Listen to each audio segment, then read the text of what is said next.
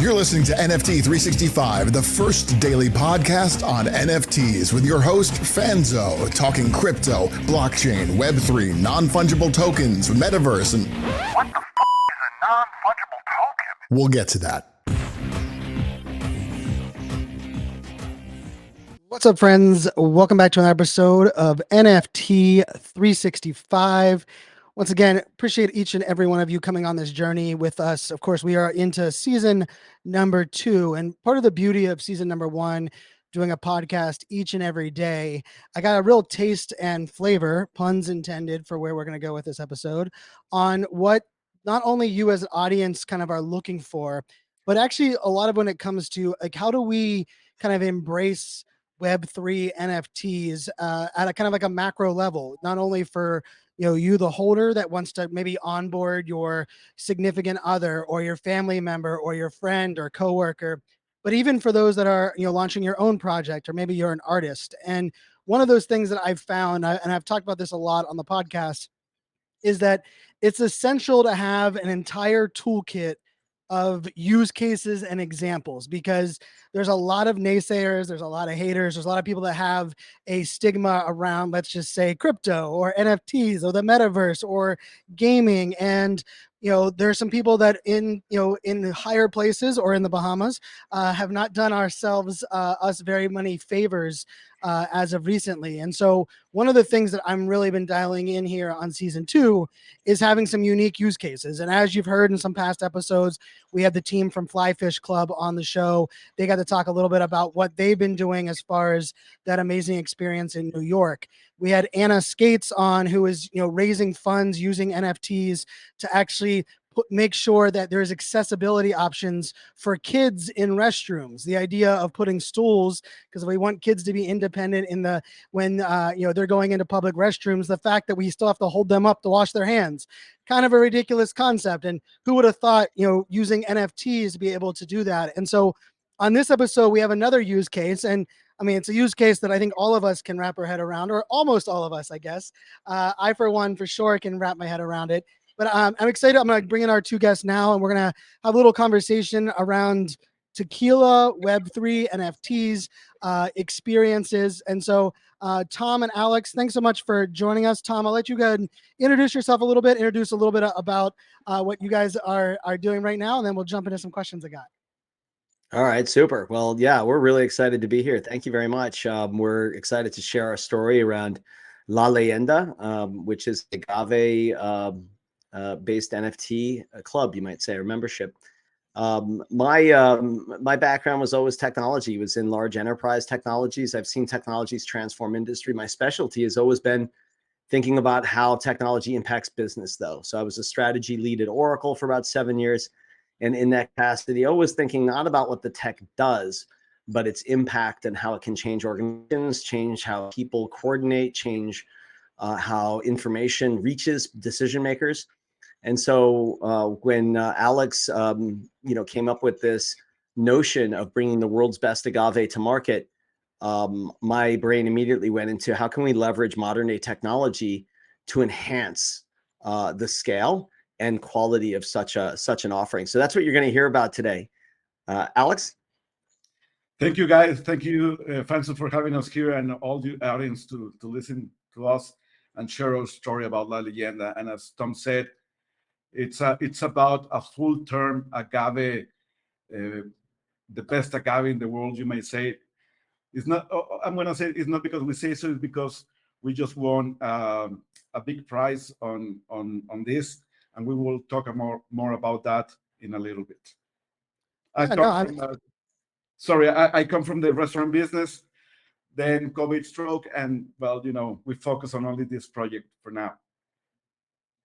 So again, talk to me a little bit through that. Now, I know there's a family tie here, which I really appreciate that component, right? Because a part of this is in this Web3 game, right? We have to trust the people behind the NFTs, behind the the Web3 entities, and then of course the execution on experience and the tequila itself. But talk to me a little bit about the family tie, and then how kind of the tequila concept kind of has come to life. Yeah, Tom and I have been brothers-in-law for 20 years now. and he married my sister. And then my wife is from Guadalajara, and her sister is getting married to the farmer. So the whole family is together by law, and the whole journey started back in 2015 when I got introduced to this great beverage. I was at the ranch with my brother. My father-in-law owns ranches in Zacatecas, so he threw a party there and he invited us, and that's when I get to know the owner of the distillery. And he was like, "You haven't tried this mezcal," and I was, "No, no, thank you. It's too smoky for me." And he's like, "No, dude, you have to try this. It's the family reserve." So I tried it, and I was blown away. I was like, "What? What is this? It's so amazing." And he's like, "Well, this is the stuff we do here. We do it the right way." So we got into conversations, and we start talking about it. And I threw the idea of partnering together, and he agreed. So we started the business because we have to go through all certifications through Mexican authorities to have everything in the right way position to be able to commercialize this. So that took us 4 years. So by December 2019, we had everything. And January 2020, we were going to start this journey. And then COVID struck. So Yep. everything it didn't stop, but it got really slow now. So and we sent this bottle to the San Francisco World Spirit Competition. And as an underdog, unanimously, the whole panel of experts just picked us as the best agave in the world. That's why I was telling you that it's not that we say so, it's because we won at this great competition, which is the most important competition in the world, and their awards, and we are very proud to brag about that, right?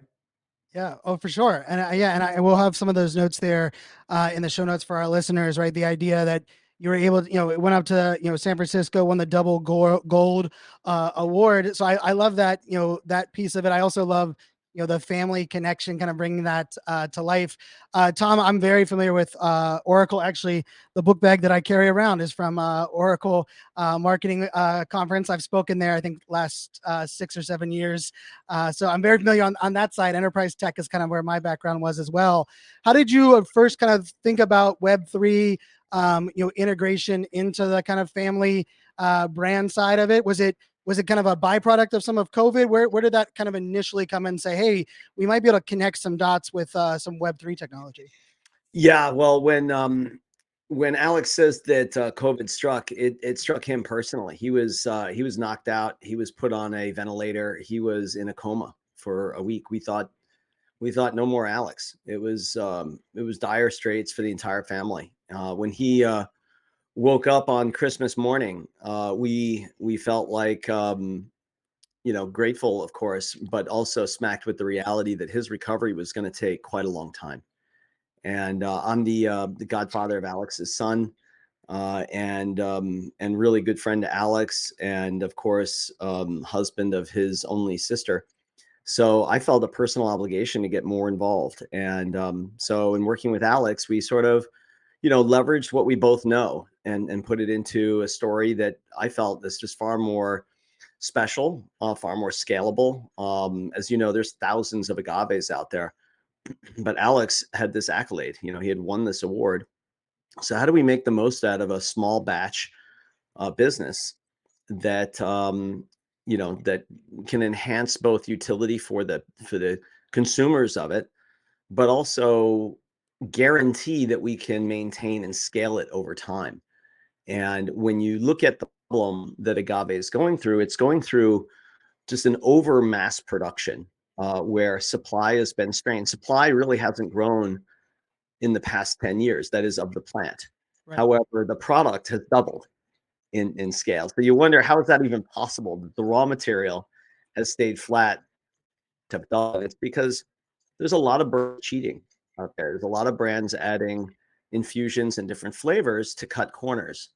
And here, Alex's brand is not. It's a full-term 7-year plant before they cut it. And that's why, it's sort of like when you have fresh orange juice at a hotel, that's fresh orange juice. You don't have to ask anybody. You can just tell. And that reaction that the 50 judges had, they knew that this was the real thing. So, with that, I thought, well, being in a Web3 environment like I have been, I work a couple other Web3 projects. I've been infected by the Web3 community now 4 years. I've wanted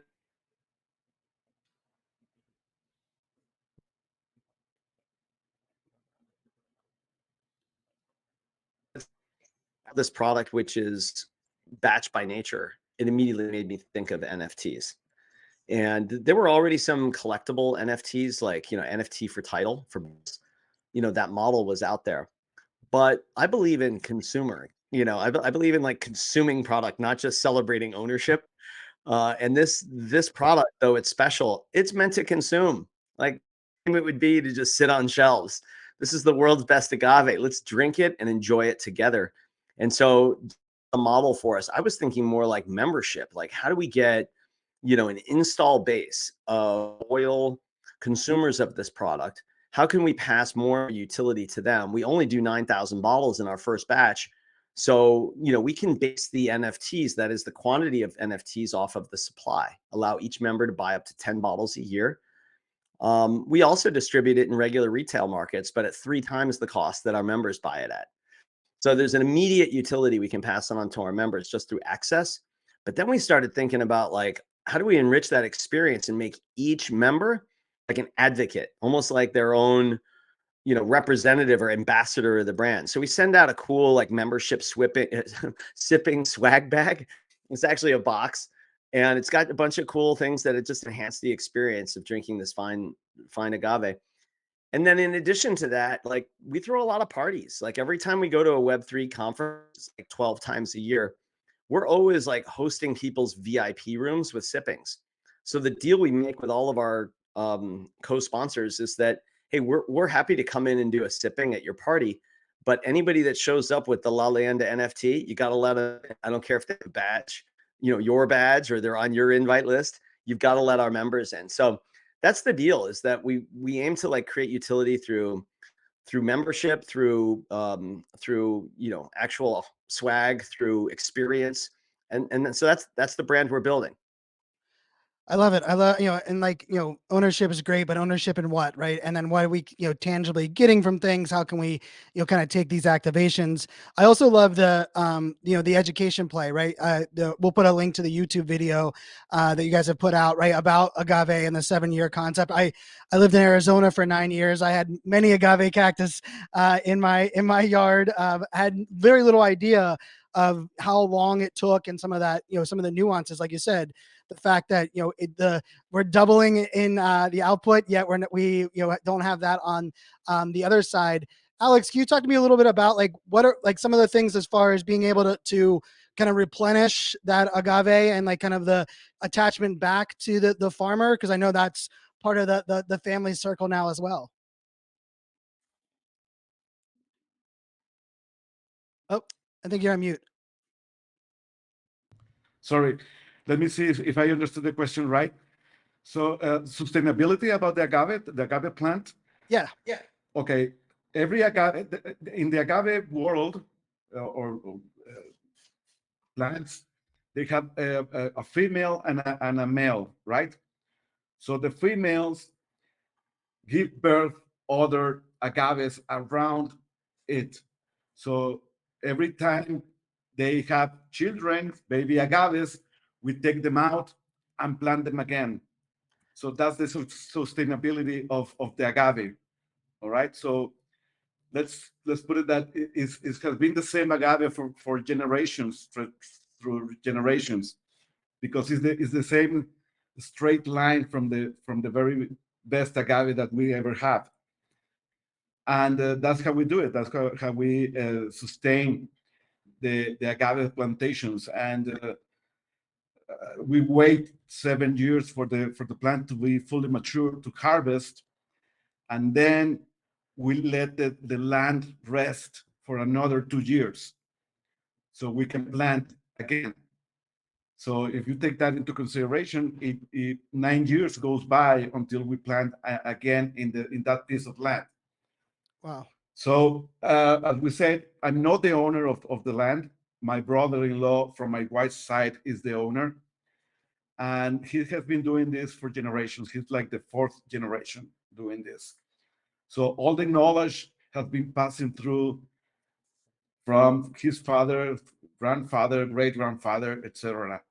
And not only that, we have what is called a maestro mezcalero, which is the one who does these cuts. We call it cuts, heads, and tails. So when you do it the right way, what you're gonna taste is just, let me put it this way, like taking a ribeye and having to know where to cut the center of the ribeye so we will get the best of it. It's the same here. You will make those cuts, and what will you get is just the best beverage, and what you're gonna taste is gonna taste really good.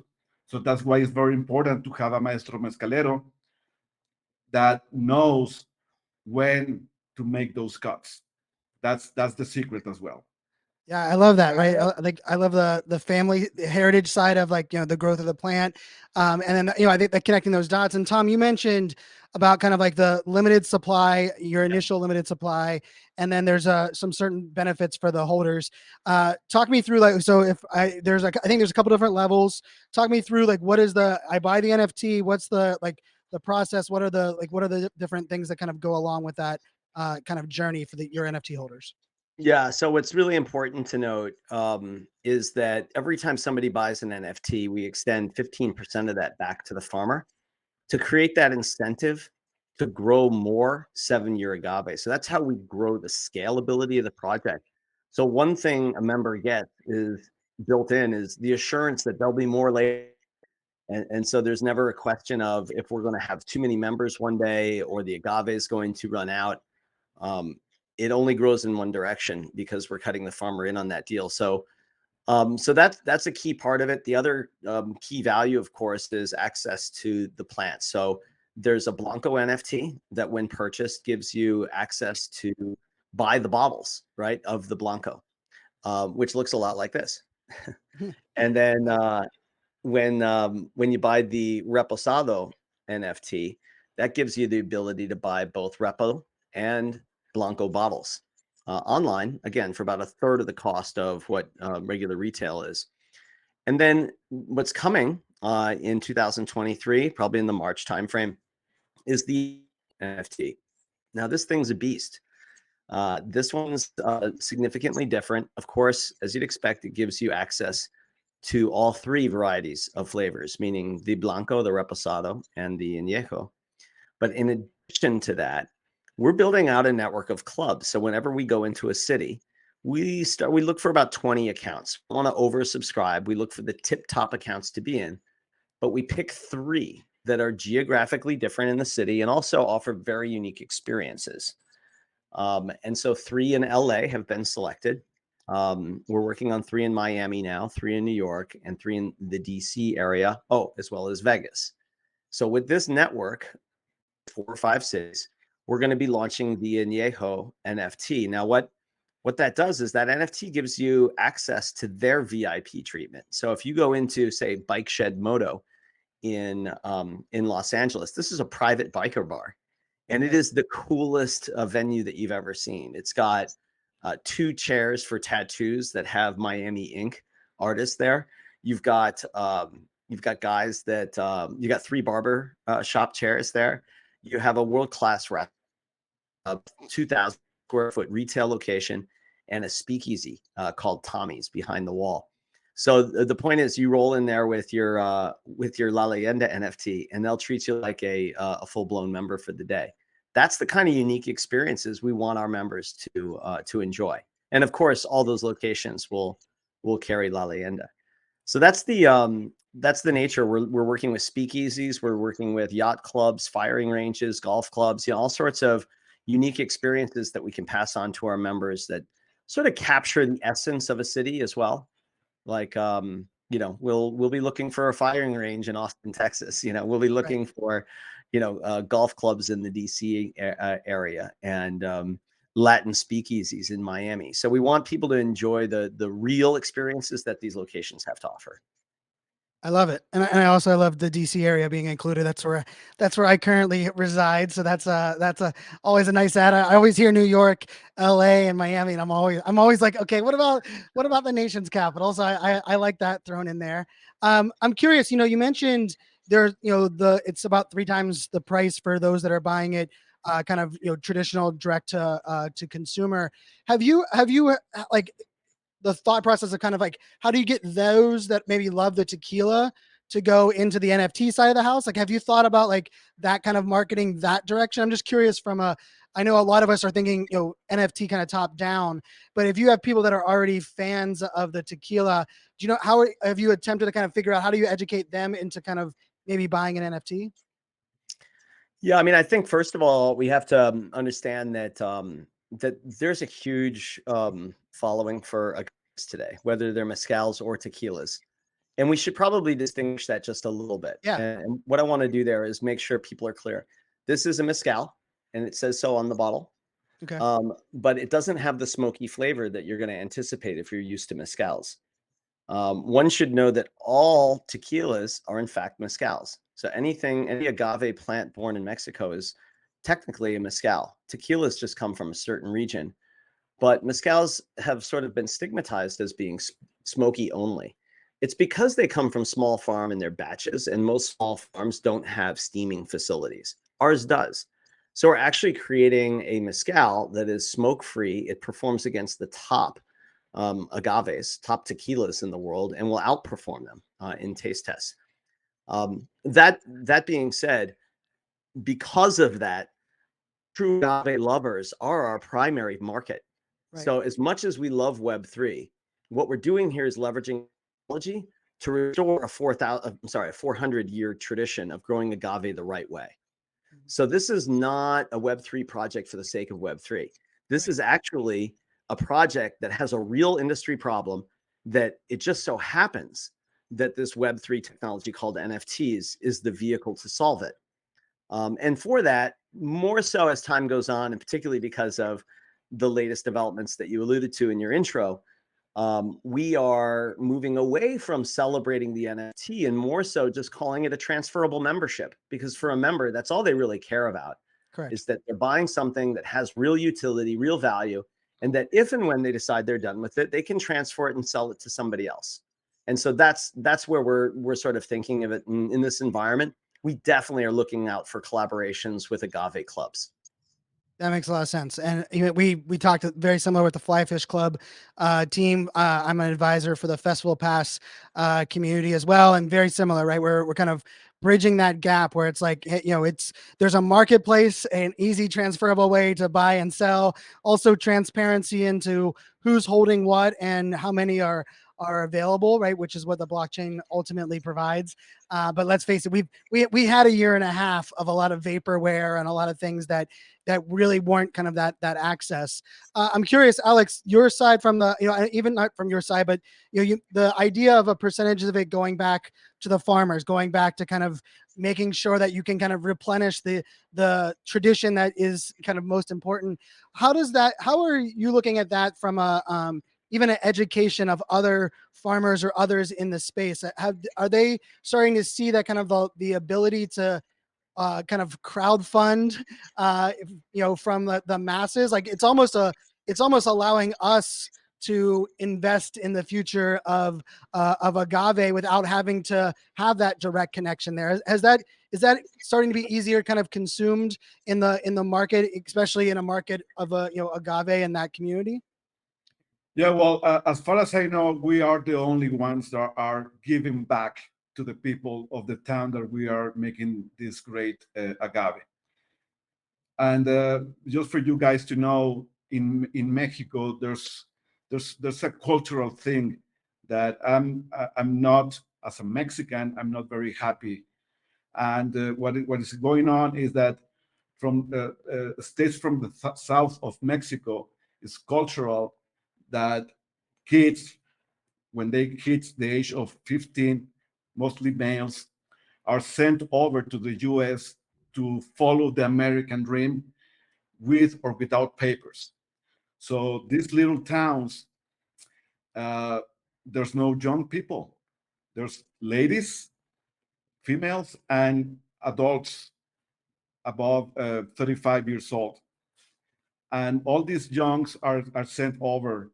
So we want to help and prevent them to risk their lives and stay where they belong and give them the tools that they need for education, labor, whatever they need to give back. With this 15%, we want to give back and give them a better way of life, right?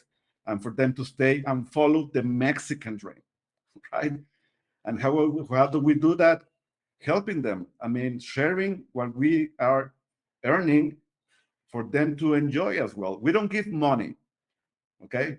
We give them the tools for them. I don't know if they need the school needs a new desk for the children. Let's buy them desks. Let's buy them. I don't know how to call it, where you write on the wall. Yeah, chalkboard. Yep. Chalkboard. Yeah, that thing. Or if the farmer needs a new tractor, let's buy a new tractor.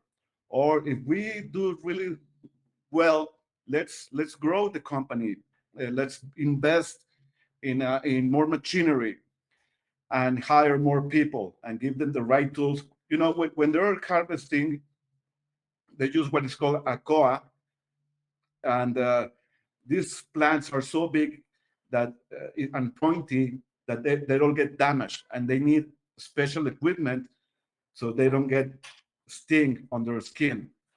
And after that, when the piña is all peeled, they have to carry on. So the piña, when they're freshly cut, they have like these little thorns, very, very, very little, and they get into your skin, and then you get rashes. So we need to buy them special equipment for them to do a better job and be able to do it, right?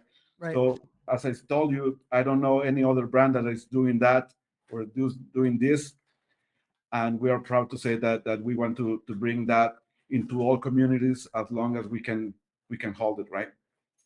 No, I love that. I mean, I think that's, rather than just putting a Band-Aid on a problem, right? You're actually trying to not only, identify where you can, help solve the problem, but also identify places to nurture that community and those, especially towns that should be thriving and having plenty of opportunity for the youth. I love that component. And I think that's an important part, especially when we think about what Web3 can enable. Hopefully that is an extension of that.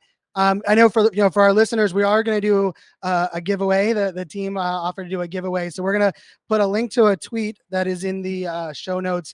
It'll have all the details, the hashtag you need to use to participate in the giveaway, and then we'll give one out to one of our lucky listeners. Tom, I did have like two, I guess, more like tangible questions. One on is this international? What's the kind of membership shipping side of the house? Is anyone international is welcome to buy the NFT as well? Yeah, by all means, absolutely. We plan on extending both the bottle, shipments can today be sent to pretty much any address in the world. The NFT, of course, can be purchased anywhere. And over time, we're already working on partnerships in Singapore, for example. But clearly, our priority is to build out the network in those key cities I mentioned in the U.S. Plus a few more. But as we grow, we're thinking definitely like all throughout Europe, Asia, even Africa. We see this as an experiment. So some of the things you were just talking about with Alex and this reference of, what are we accomplishing for people and such? We hope to promote this to other farmers. We hope that people learn from this project and can make it happen even in other areas of the world or other products. Not everything needs to be mass manufactured. There's things all over the world that I think that require certain craftsmanship and that have been labeled industry rather than artist. And we're hoping that people all over the globe can learn from this project. I love that. I love that. And we don't, someone has to set the bar. Someone has to be the innovator, push the limits. And, part of it is education. So, I thank both of you for coming on the podcast. Like I said, for our listeners, we'll have a link for the tweet. You'll be able to, participate. If you listening to this after the fact, make sure to check out the video, go check out the link to the NFTs. And for those that are listening to, I talk a lot about like, how do we innovate? How do we truly create a culture in Web3 that makes a difference, that we really reset the bar. Part of it is celebrating, educating, sharing out this episode of the podcast. But the other part of it is supporting great projects that are willing to be the ones that are pushing the limits, that are having to be, because if there's not a first, we're not going to have a second or a third and others. And, there's a couple, local breweries here in Northern Virginia where I live that during COVID, I remember just sitting with them and going through their process of what they were kind of flipped upside down with. And so as I'm hearing this, it's like so much of this ties back to some other very easy, tangible, use cases that hopefully others can learn from. So Tom and Alex, thanks so much for joining us today on NFT 365. And for our listeners, as always, lots of people listen. Appreciate each and every you. Some people will be inspired to share. Some people will be inspired, to kind of take notes. But very few people, and not enough people, will be inspired to take action, support, celebrate, and go above and beyond. I'm hoping many of you will be part of that few, and we can together make this entire movement a better place and use great examples like you heard in this episode. So until next time, my friends, make it a great day. Cheers.